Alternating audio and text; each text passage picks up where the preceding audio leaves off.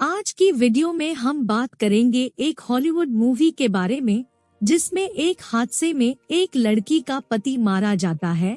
इसके बाद जब वो अपने माता पिता के घर में अकेली होती है तो रात को घर में टाउन के कुछ बंदे घुस आते हैं और सब एक एक कर उस लड़की के साथ इंटीमेट होने लगते हैं। उसी वक्त उसके माता पिता भी घर पर आ जाते हैं और लड़की को बचाते हुए हाथापाई के दौरान उन दोनों की मौत हो जाती है, लेकिन किस्मत से वो लड़की बच जाती है। इसके बाद कैसे वो लड़की उन लोगों से अपना बदला लेती है, ये सब देखेंगे हम आज की इस वीडियो में। दोस्तों, हम आपको मूवी का नाम भी आगे इस वीडियो में बताएंगे, तो चलिए वीडियो शुरू करते हैं। मूवी के शुरू में एक बड़े से घर को दिखाते हैं। इस घर में एक कपल रहता था जिसमें पति का नाम एंटोइन और पत्नी का नाम मरी होता है। एंटोइन एक अमीर व्यापारी था जबकि मरी एक हाउसवाइफ होती है। दोनों एक दूसरे से बहुत प्यार करते थे। फिर एक रात दोनों एक होटल में डिनर करने जाते हैं। डिनर करने के बाद जब दोनों अपने घर जा रहे होते हैं तभी एंटोइन की नजर एक लड़की पर पड़ती है। उस लड़की के पीछे एक बंदा लगा हुआ था जो उसके साथ घपाघप करना चाहता था। ये देख एंटोइन लड़की को उस बंदे से बचाने की कोशिश करने लगता है और दोनों में हाथापाई हो जाती है। इसी हाथापाई के दौरान वो बंदा एंटोइन को गोली मार देता है। वो मरी को भी मार सकता था लेकिन वो ऐसा नहीं करता क्योंकि अब वो मरी के साथ टपाटप करना चाहता था। फिर जैसे ही वो मरी की गुफा लूटने लगता है तभी वहाँ पुलिस पहुँच जाती है और पुलिस को देखकर वो बंदा वहाँ से भाग जाता है। उस बंदे ने एक ही पल में मरी की दुनिया बर्बाद कर दी। फिर अगले दिन एंटोइन का फ्यूनरल कर दिया जाता है। आगे हम देखते हैं कि एक पुलिस वाला मरी के घर आकर उसे बताता है कि जिस बंदे ने एंटोइन को मारा था उसका नाम टोनी है, लेकिन अब तक वो पुलिस के हाथ नहीं लगा है। हम जल्दी ही उसे पकड़ लेंगे। उसकी बात सुनकर मरी उदास हो जाती है क्योंकि वो एंटोइन के कातिल को जेल में देखना चाहती थी ताकि एंटोइन को इंसाफ मिल सके। आगे हम मरी को गाड़ी से कहीं जाते हुए देखते हैं। अब एंटोइन की मौत को काफी दिन बीत चुके थे, इसलिए वो कुछ दिनों के लिए अपने माता पिता के घर रहने जा रही थी। रास्ते में मरी एक गैस स्टेशन पर रुकती है। गैस स्टेशन पर दो बंदे मौजूद होते हैं। उनमें से एक गैस स्टेशन पर काम करता था, उसका नाम रॉजर था और दूसरे का नाम जेम्स होता है जो मरी को पहले से ही जानता था।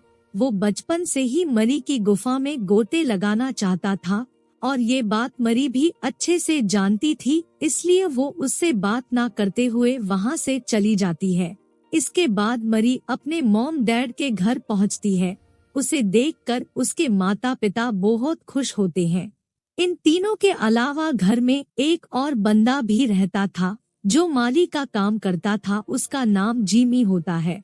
जिमी भी मरी की खूबसूरती पर फिदा हो गया था और वो चोरी छुपे मरी को ताड़ता रहता था। फिर एक दिन मरी मार्केट से मीट लेने जाती है। मीट की दुकान के मालिक का नाम हैरी था।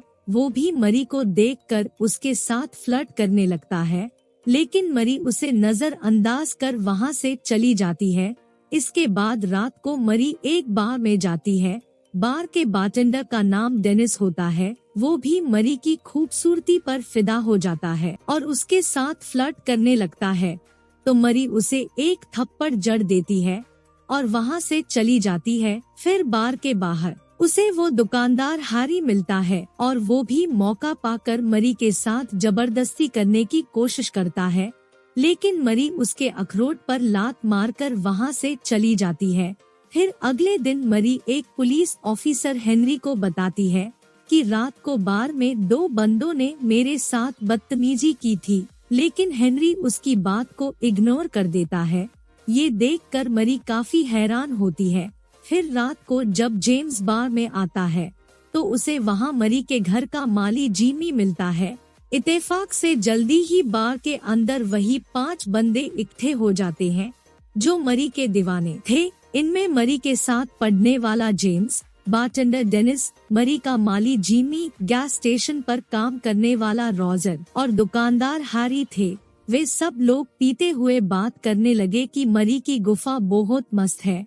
तभी जिमी उन्हें बताता है कि मरी के मॉम और डैड दूसरे शहर में गए हैं और आज रात मरी घर पर अकेली है। उसकी ये बात सुनकर सभी के दिमाग में एक शैतानी आइडिया आता है और वे सब लोग नशे में चूर होकर मरी के घर चले जाते हैं। उस वक्त मरी घर पर सो रही होती है।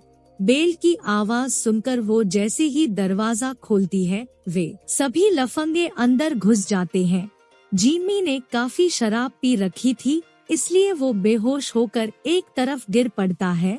दूसरी तरफ वे सभी बदमाश मरी को घेर लेते हैं तो मरी अपने आप को बचाने की कोशिश करने लगती है, लेकिन इतने सब बंदों के सामने वो कुछ भी नहीं कर पाती, जिसके बाद वे सभी एक कर मरी के साथ पलंग तोड़ करने लगते हैं। फ्रेंड्स, इस फिल्म का नाम है नेकेड वेंजेंस और ये 1985 में रिलीज हुई थी। आगे हम देखते हैं कि कुछ देर के बाद मरी के मॉम डैड भी घर पहुंच जाते हैं।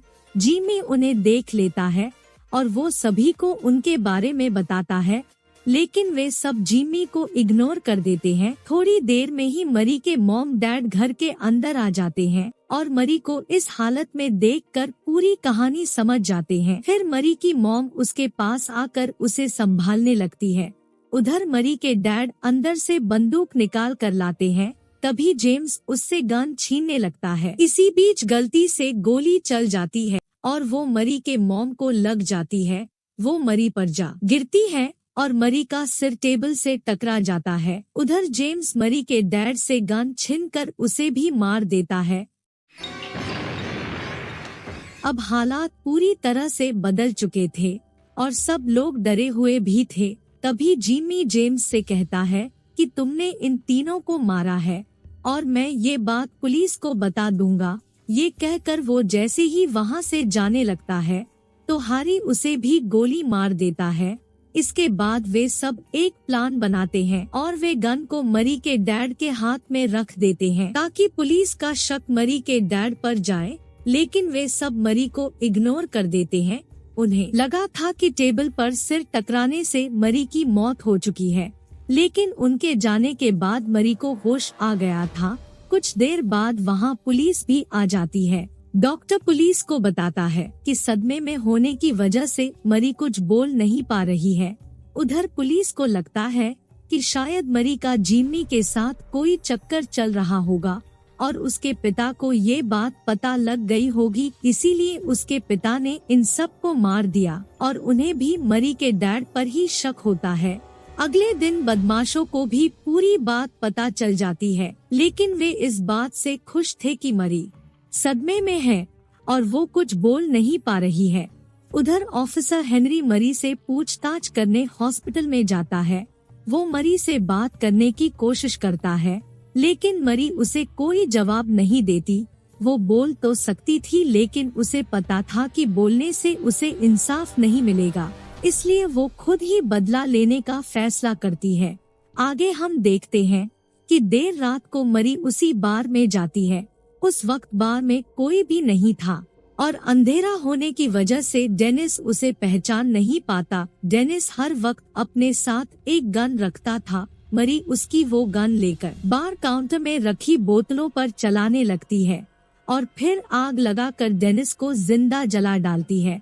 फिर अगले दिन पुलिस अपनी कार्यवाही करने के लिए बार में पहुंच जाती है। उधर डेनिस के सभी साथी उसकी मौत से काफी हैरान थे। कुछ दिनों बाद मरी एक झील के किनारे टहल रही होती है। तभी उसकी नजर एक बोट पर पड़ती है। बोट पर जेम्स होता है। दरअसल मरी यहाँ जेम्स का शिकार करने ही आई थी। किनारे से दूर होने की वजह से जेम्स मरी को पहचान तो नहीं पाता, लेकिन जवान लड़की को देखकर वो लालच में आ जाता है। मौके को देखते हुए मरी अपने कपड़े उतार कर जेम्स के पास चली जाती है। उसके फिगर को देखकर जेम्स सब कुछ भूल जाता है और मरी के पास आकर उसके बदन को सहलाने लगता है। इसी बीच मरी बोट से चाकू लेकर जेम्स के हथियार को काट देती है और फिर उसे बोट से बांधकर बोट का इंजन चालू कर देती है और देखते ही देखते जेम्स का काम तमाम हो जाता है। इसके बाद मरी उसी गैस स्टेशन पर जाती है जहां रोजर काम किया करता था। उस वक्त रोजर एक गाड़ी को ठीक कर रहा होता है। मौका देखते हुए मरी गाड़ी में लगे जैक को खोल देती है, जिसके बाद रोजर गाड़ी के नीचे दबकर मारा जाता है। अब उसका आखिरी शिकार हैरी ही बचा था, तो मरी उसकी दुकान पर जाकर उसे भी खत्म कर देती है। आगे हम देखते हैं कि अब 2 महीने बीत चुके थे, लेकिन मरी का बदला अभी भी पूरा नहीं हुआ था। जिस बंदे ने उसके पति को मारा था, वो अभी भी जिंदा था। कहानी के अंत तक मरी उसे भी ढूंढकर मौत के घाट उतार देती है और इसी के साथ मूवी यहीं खत्म हो जाती है।